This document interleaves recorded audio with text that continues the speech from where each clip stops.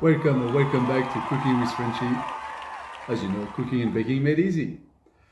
Today's recipe is all about making the traditional French croissant, even though it was inspired by the Turkish flag when the Austrian went to conquer the Ottoman Empire.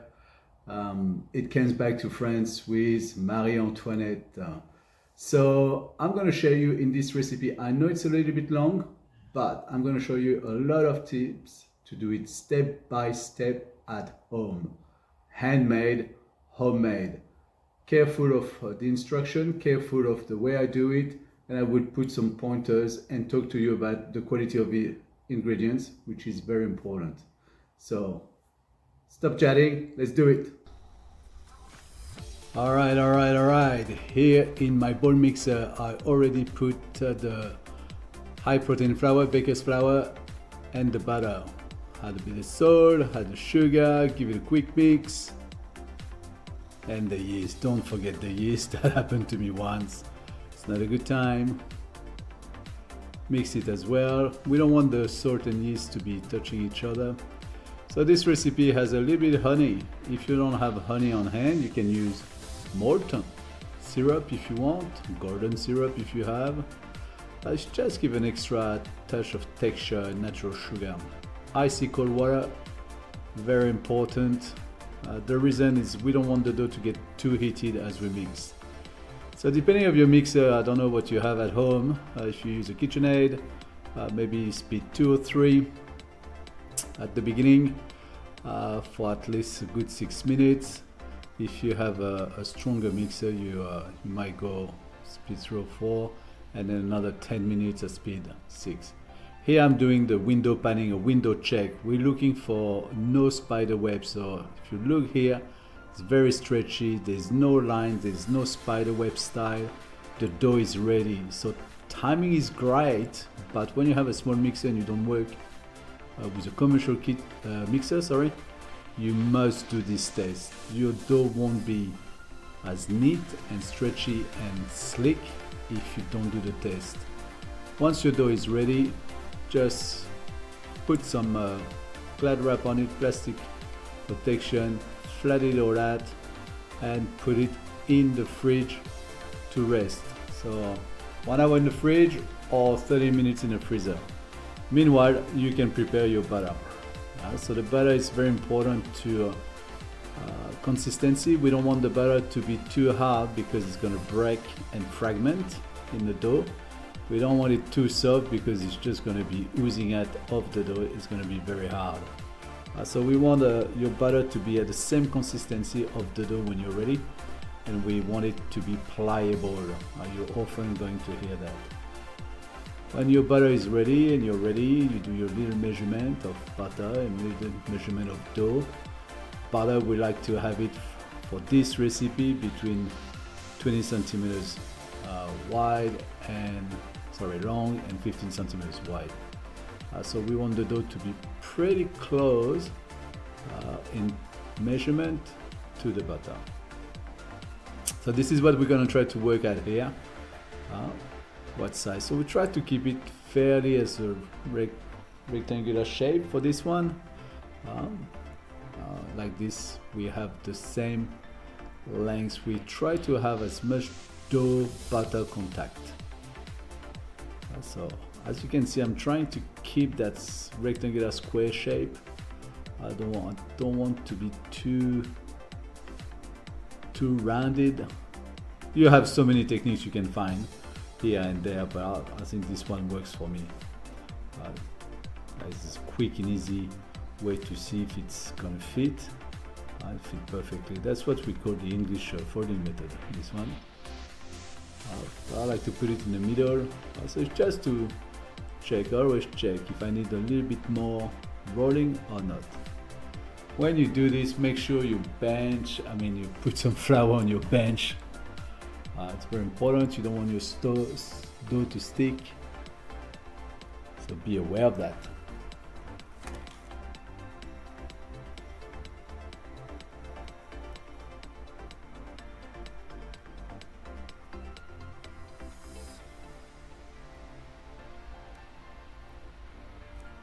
So here comes the butter.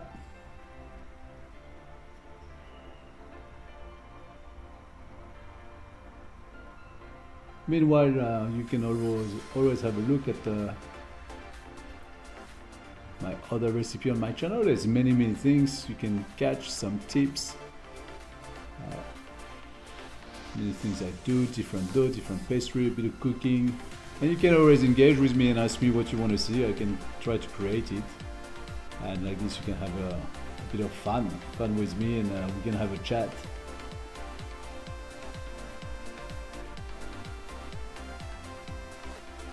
So this classic French pastry, it's quite fun. It's I would say it's a good intermediate level to not too expert, but it's something you can do at home. And as much as people think it's very hard, after you're doing few times and you watch a video, maybe a few tips here and there, you will catch, you'll go like, nah, it wasn't that difficult. People believe it takes a lot of time. I don't think it does, because you're only working about 15 minutes there, 15 minutes here and there. So if you have a plan to do things around the house that day, the weather is pretty crap out there and there's nothing else to do, just make croissant. It's lovely. Also, let's talk about whilst I'm rolling. So I'm going to try to keep that rectangular shape all the way. Be careful of the pressure you apply on your rolling pin. As you just show, I just demonstrate if you press one on the side more than the other, the shape will change. So here, by doing this, we try to really making layers between the dough and the butter. Interesting fact. Did you know that there is 27 layers of butter and fat with the pastry recipe?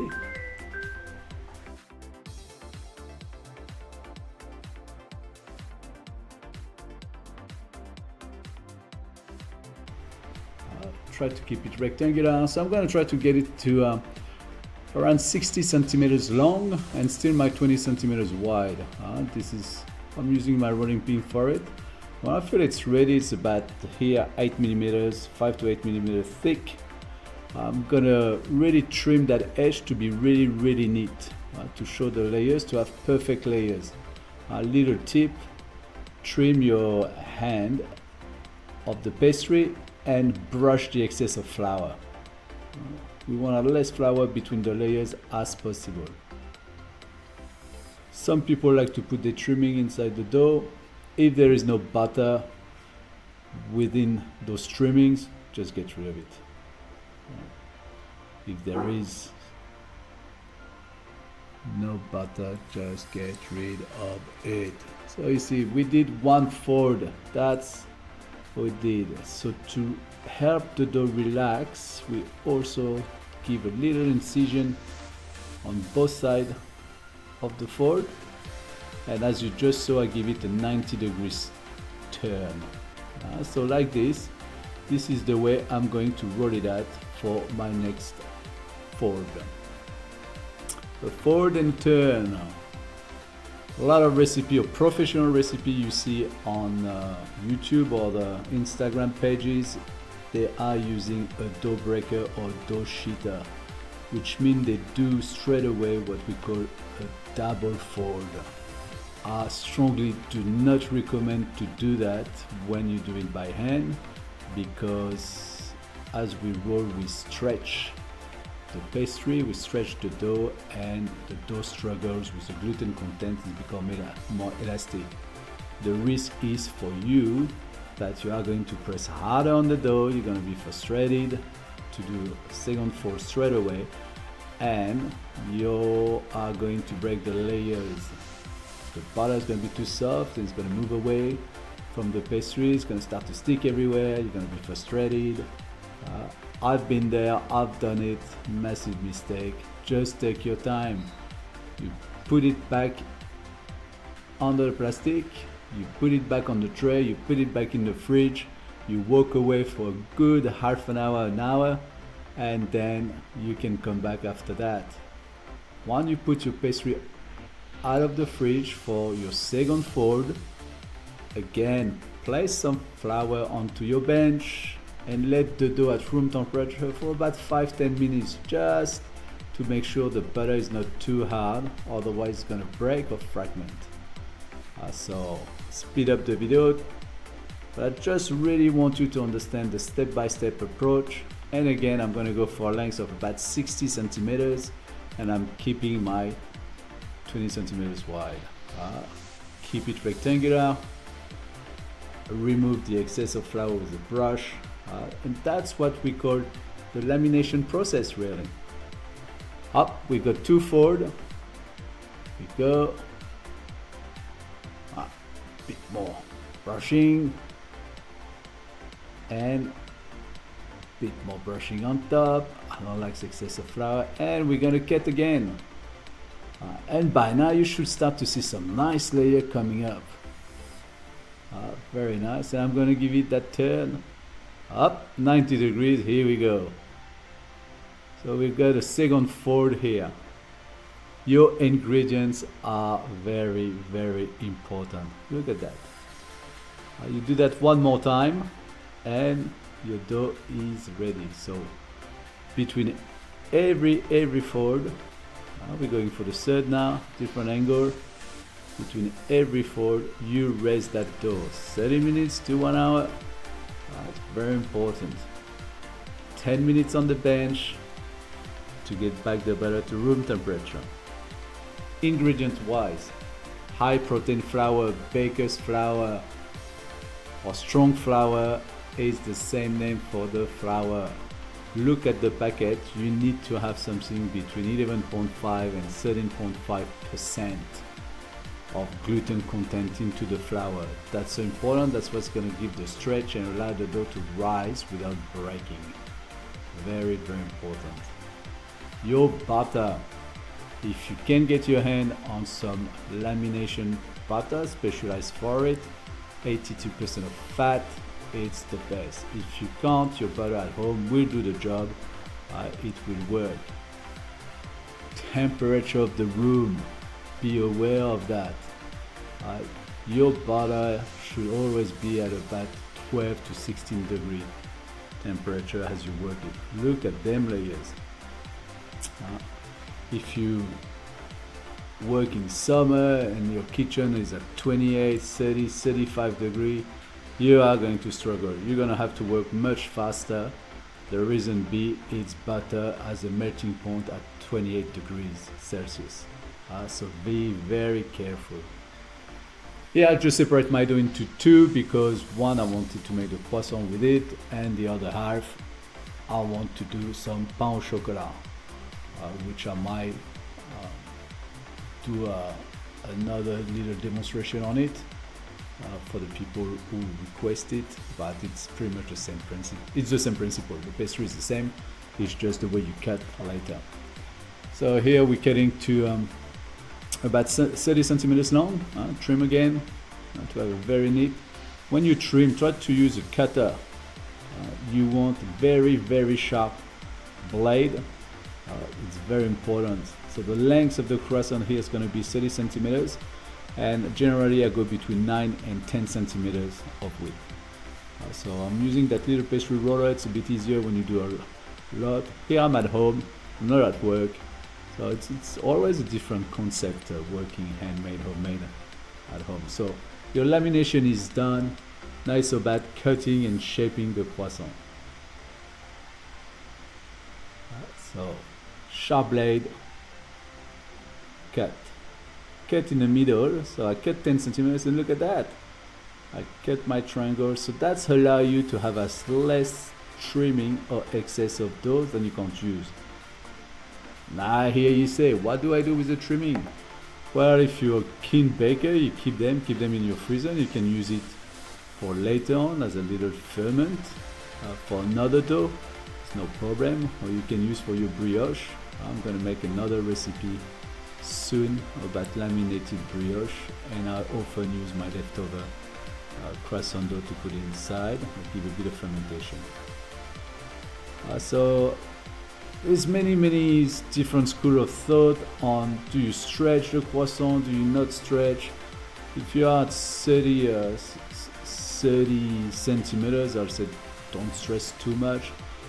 As I could feel here, my croissant was not at 5 millimeters. My kitchen was quite hot, so I had to stop a little bit. So I was probably at 7-8 millimeter thickness. Therefore, I stretched the croissant dough a little bit. That little incision will allow you to spread the croissant to the side. But when you cut, you will see there's a little hollow in your honeycomb, and that's because of it. So that's really the croissant as you see them these days, flat in that sense of there's no shape, they are just very round. We've got beautiful layers around it. And I'm going to show you one which looks more like what we call a typical Parisian croissant, where we stretch furthermore the outside and then we can curve the croissant a little bit more.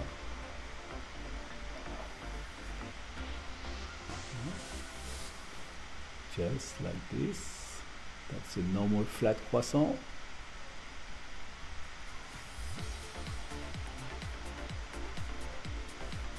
Tight, pull a little bit, and here we go.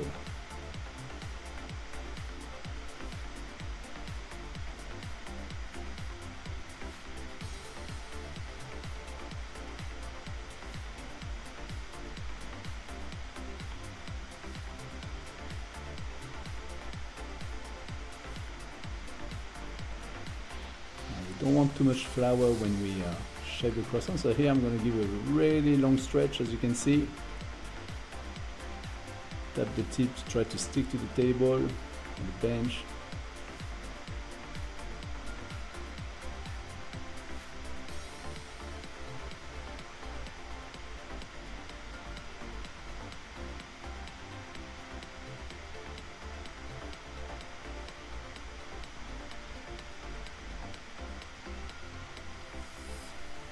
So this is to show you to try to keep the same layers, like the same size on the other sides, and make sure it's a nice little shape.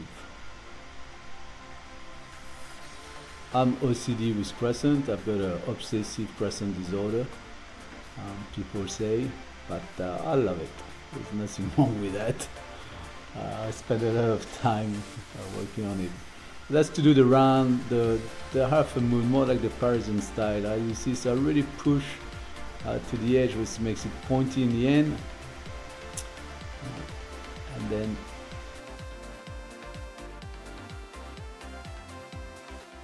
the proving concept. In the oven, I like to spray my dough with a little bit of water.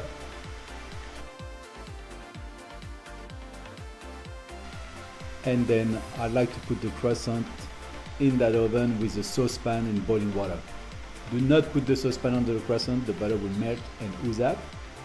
Put it beside it if possible. Or put the croissant at the bottom and the saucepan on top. The radiant heat can make them melt. You might have to do that twice over a period of 2 hours. Every hour do it to make sure that the humidity is there, to let the dough rise and not dry and crack, and also to feed the yeast. So important to have some warmth. When it's done, just egg wash them with 1 egg, a bit of cream or milk into the egg wash, and brush them very delicately. Bake them at 180 degrees for 17 minutes, and there you go. Homemade, flaky croissant. Look at these little layers of punch.